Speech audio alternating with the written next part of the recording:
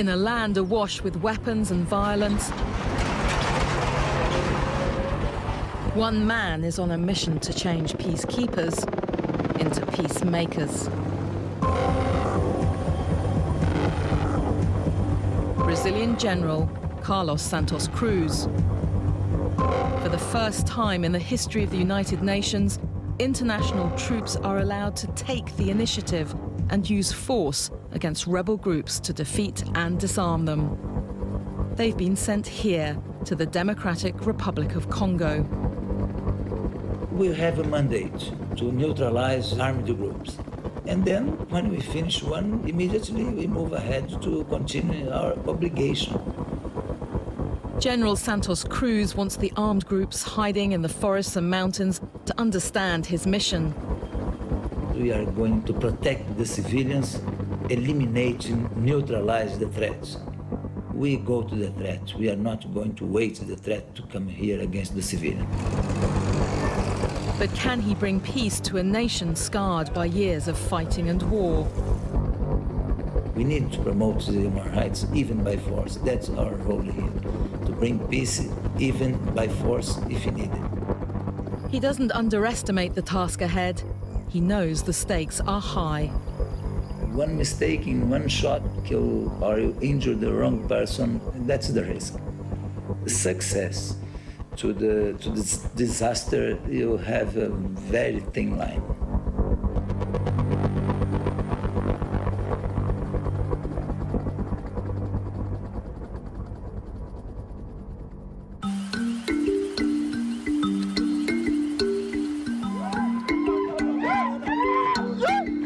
All over Eastern Democratic Republic of Congo, soldiers are preparing for the day ahead. The Congolese National Army, known as the FARDC. The newly deployed United Nations Force Intervention Brigade, the FIB.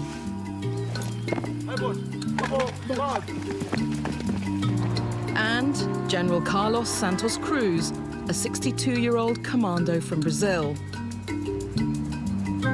He's the current force commander for the United Nations mission in Congo, MONUSCO, in charge of over 20,000 troops from 50 different nations. He's a really tough man, but it's great.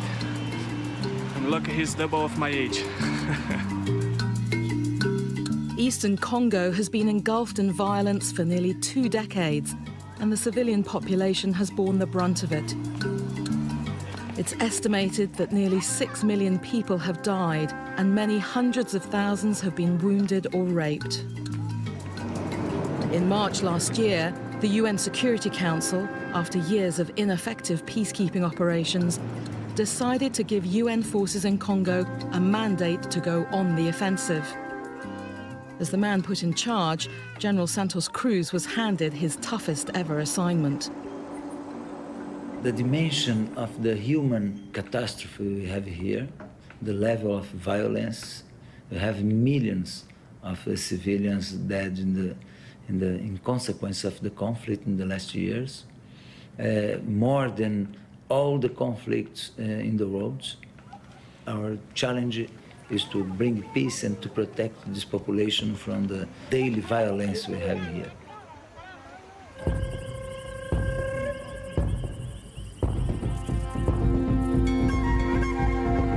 Military operations are now in progress all over Eastern Congo to take on and defeat the many armed groups. They've had some successes and they've had some setbacks, but it's an enormous change to a mission that's had much criticism in the past for its inaction. The UN came in DRC in 1999, but within more than a decade, there was no change. Since this year, we have noticed a kind of change because of the defeat to the M23. We saw that finally the UN forces are really engaged on the side of the FARDC. The UN says it's the end of the M23 rebel group in the Democratic Republic of Congo. But though the fight against the M23 rebels may be over, there are several other militias that still pose a threat. At the UN headquarters in Goma, the regional capital, General Santos Cruz is keen to get this across to his commanders as they regroup before the next stage of their operation. That's the objective.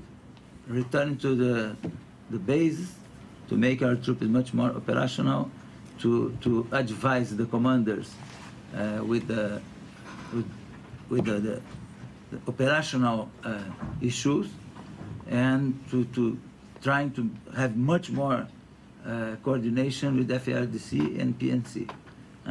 We are not going to be limited to the classic problems we face normally. We are going to face all the problems without restriction.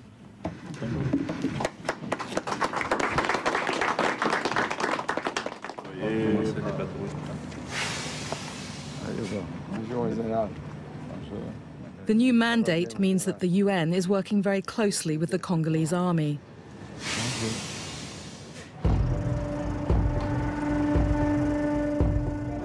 This is that army, the FARDC, and on the morning we caught up with them, they were about to head into battle. Rendez-vous sur le terrain. Force de frappe commandou. The operation was being led by one of the Congolese army's rising stars, Colonel Mamadou Ndela, credited with a leading role in the defeat of the M23 last November. Nous vivons ensemble, nous mourons ensemble. Ensemble, Congo est un pays nabiso. Alors, c'était Congo. Congo est un pays nabiso. Tous les rébellions à Nord Kivu, toko beta pour la population nabiso à Congo est la kimia ba mama babanda trafic réglementaire. Rendez-vous sur le terrain. Tout à coup faju à inti etu. But as the vodka bottle suggested, the operation they were about to launch was deadly serious. A few days later, their commander, Colonel Mamadou Ndela, was killed in an ambush with 3 other soldiers when his vehicle came under rocket attack. Another casualty in Congo's long war. In the past, Congolese troops like these have been accused of committing human rights abuses against civilians. Yet with UN support during the recent defeat of the M23 rebels, they've cleaned up their act. I saw the FARDC permanently taking action, fighting against M23 for 5 months in a row. And then it's visible, very visible, the improvement. We have very clear position on the human rights violations. We do not accept it's one conditionality to have the support from MONUSCO. These are the men that give his words some weight. The new Intervention Brigade, voted into being by the UN Security Council last March. It's made up of 3,000 troops from South Africa, Tanzania and Malawi, with a mandate to neutralize and disarm the various armed groups. Okay, morning, gentlemen. Welcome to the Kibirizi patrol briefing. We'll be leaving this base anytime from now for Kibirizi, where we'll be doing our reconnaissance. This morning, Lieutenant Mataweri from Malawi is reminding his men of their rules of engagement. If we get fired upon, riflemen will return fire. If one of our vehicles gets hit by, for example, RPG, another vehicle from behind will give cover to that particular vehicle, and if we have any casualties, will be whisked away or moved from that particular area. This is the first time since the birth of the United Nations in 1945 that the Blue Helmets can aggressively seek out an enemy. It's a historic decision. The men are part of a forward unit at Kibirizi in the national park. The UN needs to get the latest information on the militia's whereabouts to prepare for the next military offensive due to start at any time. if we have credible information that the civilians will suffer in the hands of some armed groups. We have the freedom to take action, to anticipate the action of the armed groups. There's one particular armed group in the UN sights for the next operation. It's called the FDLR. It came to eastern Congo 20 years ago after fleeing Rwanda. Its founders are accused of taking part in the mass killings of nearly 1 million people, the genocide in Rwanda of 1994. They've been attacking villages ever since. It seems they're close by. Mnasema ambazo mnajua kwa FDLR inapatikana labda sehemu hii? Hapana, hakuna grupu ya mengine, ni FDLR tu, mabiko na kikundi mbili. Barudi na bafoka. Hapa mbele yangu position mbili, foka na rudi. Na ingine force hapo moya nyuma yangu. Apepre mirangi. Axe mirangi Axe mirangi. Tuko na FDLR mbele na nyuma. Sisi tuko hapa. After 2 decades, the rebel militia has put down roots in the region. Many local people married into the FDLR and had families together. Si ule ba FDLR bashagawia hapa sana. Mashamba za maraia ziko mopori kwenye FDLR zinadhibiti. Ni kusema wanakutanana. Ile ni mambo ya raia na FDLR. The soldiers have had a successful meeting, and Captain Jakame has gathered information useful for the next military operation. They have given us about 3 positions where, or locations where FDLR is found in the area. Every armed group knows that anytime now they will be disarmed forcibly. That's why we are busy, gathering intelligence so that we can carry out our operations in a thorough manner. General Santos Cruz recognizes that this new ability to act must be treated with respect if the mission is to succeed. Freedom means you need to have as well responsibility with the human rights, responsibility with the mandate, with the rules of engagement, with the international and humanitarian law. It's a lesson he's learned the hard way. Previous engagements for the UN have included heading up a force that disarmed dangerous criminal gangs in Haiti. I do my job based on some principles. We need to give initiative to our troops, to our staff. We need to be focused on our mandate and the rules of engagement. The motivation we have here is a psychological motivation. We do things for the people only. We fight for them. Today, the general wants to see the results of a recent intervention brigade operation. He's going to Pinga. It's a remote village and difficult to access, so he's flying in by helicopter. He's asked the pilot to fly low so he can see the conditions of the roads and the forests where the armed groups are hiding. Recently, 3 days ago, is one route that was released from the armed groups, the presence of the armed groups. And then we are going to observe the movement of the population along the roads, and we go to land in Pinga.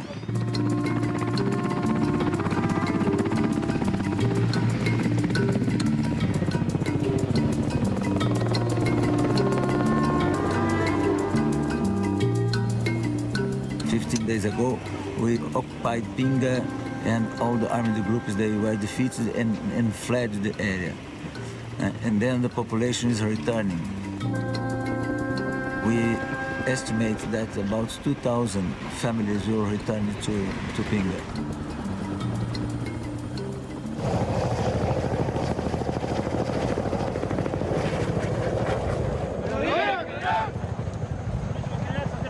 First stop is a base manned by Uruguayan soldiers, fellow South Americans. The UN mission in Congo has had the responsibility to protect civilians for many years and has been heavily criticised for not doing so in the past. As survivors of atrocities in Pinga can testify. This woman, Aline, witnessed the leader of the militia group mai Cheka murder her husband in the most brutal way. Sasa Cheka alifikaka pale na wasodaki akakamata wanangu Salim kamataka kale pale akamkata kichwa. Sasa alikataka ile kichwa kakamata mkuki akaingiza ile kichwa. Wakaenda wasodaki wakaenda na ile kichwa biko natembea nayo. Ile sodama alikuwa mbele na kamata ile mkuki biko naenda na biko natembea na sasa tufunga kamba nyuma. Kichwa wakafaa siku 2 biko nakitembeza mugini yote.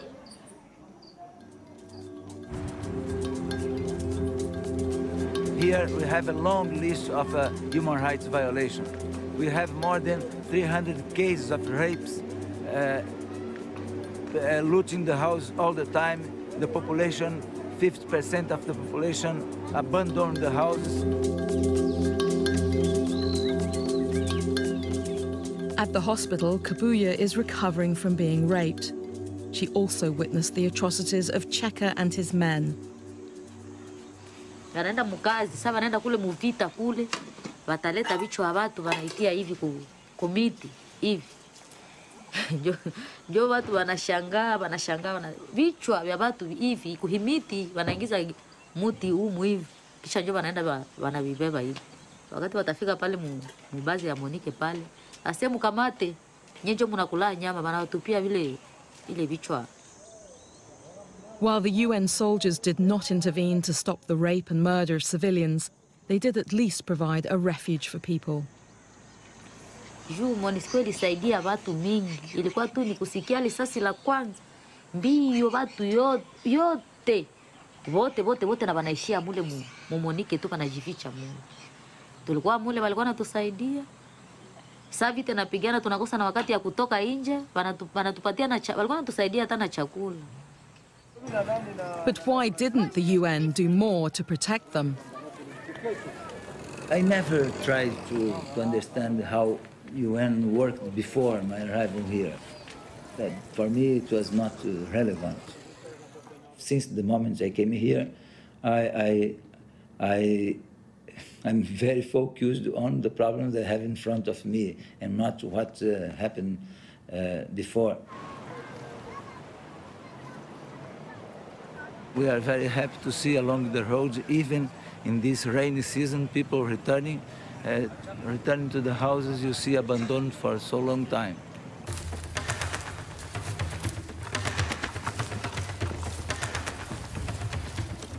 This is 29. 29, over. 29, are you in contact with the coast? We just received information this morning that one of the armed group leader is hiding in the locality of this village over there. So we have been tasked to deploy and capture him. This is an exercise to ready the troops. The UN Security Council created the Intervention Brigade for a trial 1-year period. The experiment seems to have worked so far, but not without cost. To date, 3 blue helmets have been killed in action. Yet can the UN alone bring peace to this country? We need to have much more like the presence of the states. It's a military action, police action, state authority and development. We need to have a combination. Only the force is not the solution. We need to have in parallel development and state authority, or the problem will restart at some point.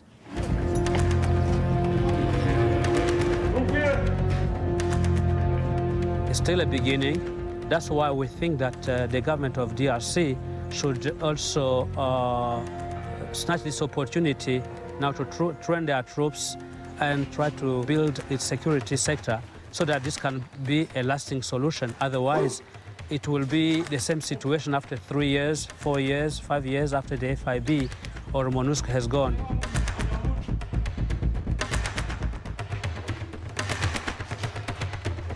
This was just a rehearsal, but these soldiers are ready to go into battle.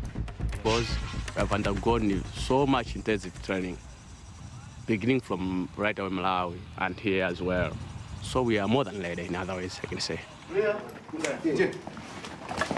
We are ready for anything. If we receive an order to follow up any armed group, we are ready for that. That is our posture, that we are doing, that what we are practicing every day, that's the way we are motivating our troops to protect the population. We need to consider how important it is to isolate the problems inside Congo and not to let the armed groups cross the border, because it affects the relationship between countries.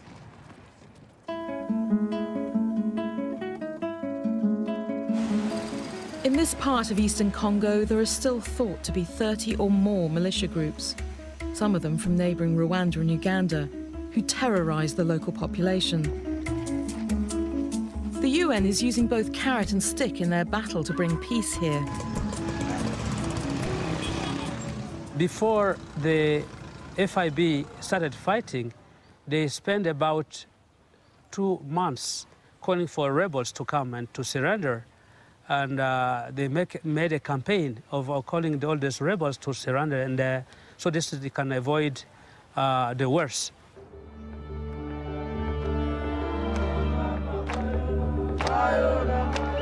So far, well over 2,000 militia, both men and women, have surrendered their weapons. They're now living in a makeshift camp on the shores of Lake Kivu. The process is known as DDR. Disarmament, demobilization, and reintegration. There are 2 options for the ex-combatants. The first is to demobilize and accept to integrate the civil life, but in this case, they must be trained and they must be integrated in the community, but there is a process that must be followed.